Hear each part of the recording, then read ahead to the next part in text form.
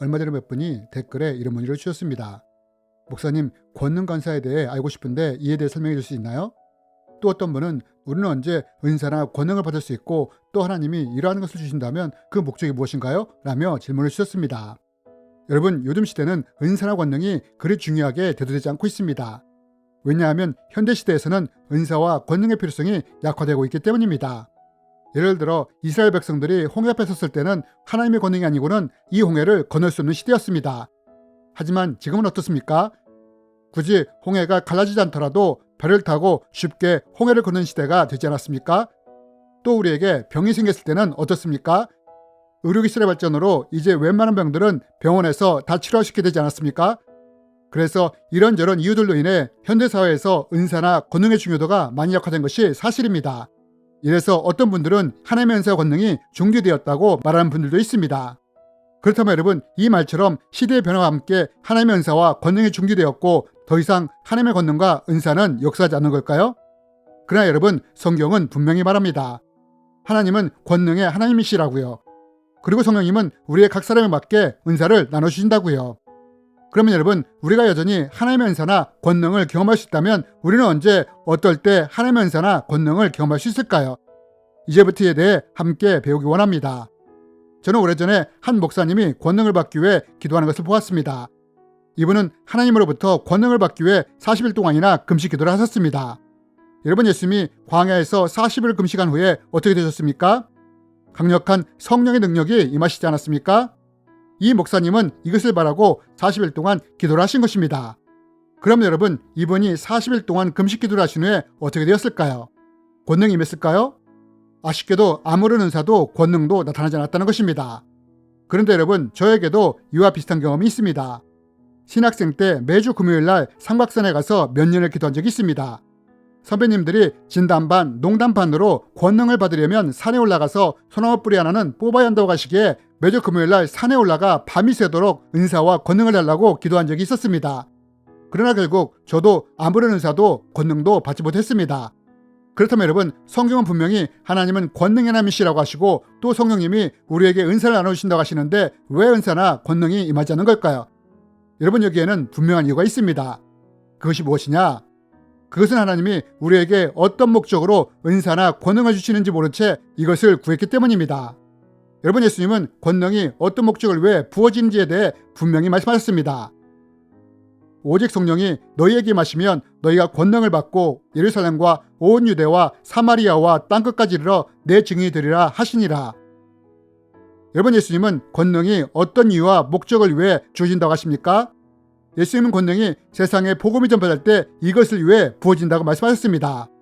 여러분, 왜 제가 산에 올라가서 몇 년을 기도했음에도 불구하고 은사나 권능을 받지 못했느냐? 그것은 권능을 받고자 하는 목적이 복음 전파를 위한 목적이 아니라 권능으로 유명해지기 원하는 마음이 마음에 있었기 때문입니다. 하나님은 이러한 깨끗하지 못한 마음과 동기에 은사나 권능을 부으실 수 없었던 것입니다. 그러나 이랬던 제가 나중에 선교지에 나가서 어떤 것을 보게 되었느냐? 멕시코 선교사를 갔을 때 어느 날 오지로 선교를 가게 되었습니다. 우리가 선교 갈 오지의 사람들은 열악한 환경 속에서 살고 있었습니다. 저희는 의료팀, 미용팀, 구제팀, 아동사역팀으로 나누어 선교사역을 진행하게 되었습니다. 그리고 한창 선교사역이 진행될 때 어떤 한 여자분이 머리를 자르기 위해 오셨습니다. 이분은 낡은 선글라스를 쓰고 있었습니다. 눈이 보이지 않는 맹인이었기에 이렇게 자신의 눈을 가린 것이었습니다. 이분의 외모는 초췌했습니다. 그리고 이 모습을 본 미용을 담당하는 사역자가 안타까운 마음으로 예수님을 전하며 손을 잡고 기도하기 시작했습니다. 그런데 기도가 끝난 후에 어떤 일이 일어났느냐? 이분이 그 자리에서 눈을 떼게 되었다는 것입니다. 보이지 않던 눈이 보이게 되었다는 것입니다. 거기에 있던 모든 사람들이 다 깜짝 놀랐습니다. 여러분, 저는 권능을 달라고 몇 년을 기도했습니다. 그러나 저에게 은사나 권능이 임하지 않았습니다.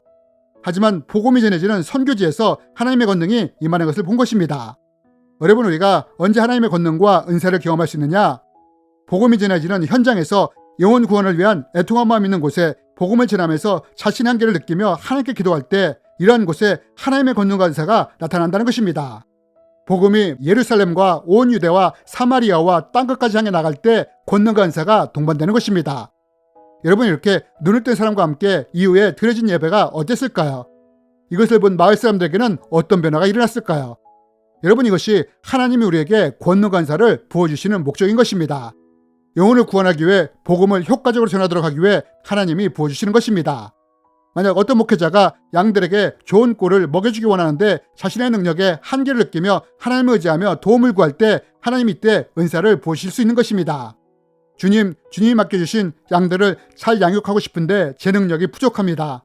하나님 도와주세요. 부족한 저를 도와주세요. 라고 기도하며 하나님의 도우심을 구할 때 하나님이 지혜와 지식의 은사를 부어줄 수 있는 것입니다. 하나님, 저 영혼을 구원하고 싶은데 저분의 마음이 열리지 않습니다. 그래도 저는 저 사람을 위해 복음을 전하기 원합니다. 지금 저분의 몸이 아프다고 합니다. 병원에서도 힘들다고 합니다. 제가 가서 기도할 때 하나님, 저 영혼의 구원을 위해 역사하여 주십시오 라고 기도하며 하나님을 의지하며 나갈 때 하나님이 치유 은사를 통해 병을 고쳐주실 수도 있는 것입니다. 여러분, 하나님의 은사와 권능은 나에게 이런 능력이 있다고 자랑하라고 주시는 것이 아니라 이것이 복음 전파와 교회에 연관될 때 부어진다는 것입니다.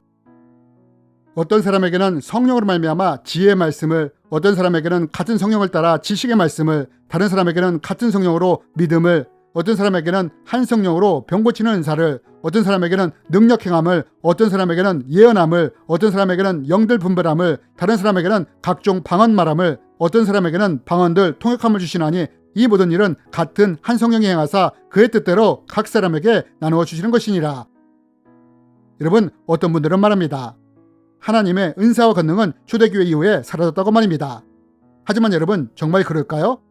여러분, 어떤 군대든지 군인을 싸움터에 보낼 때는 반드시 총과 싸울 수 있는 무기를 주고 보냅니다. 맨주먹으로 나가 싸우라고 하지 않는다는 것입니다.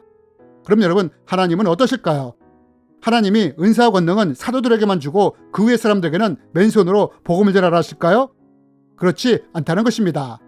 여러분, 예수님도 분명히 말씀하시지 않았습니까? 너희가 권능을 받고 땅끝에까지 복음을 전할 것이라고 말합니다. 그래서 지금도 복음이 치열하게 전해지는 곳에, 하나님의 뜻대로 교회가 세워지는 곳에 여전히 하나님의 권능과 은사가 나타나고 있는 것입니다. 여러분, 꼭 기억하시기 바랍니다. 하나님의 권능과 은사는 자신을 드러내고자 하는 것이 아니라 복음을 전하고자 하는 순수한 열정과 하나님의 도움을 간절히 구하는 겸손이 있는 곳에서 일어난다는 것을 말입니다. 주님의 이름으로 여러분을 축복합니다.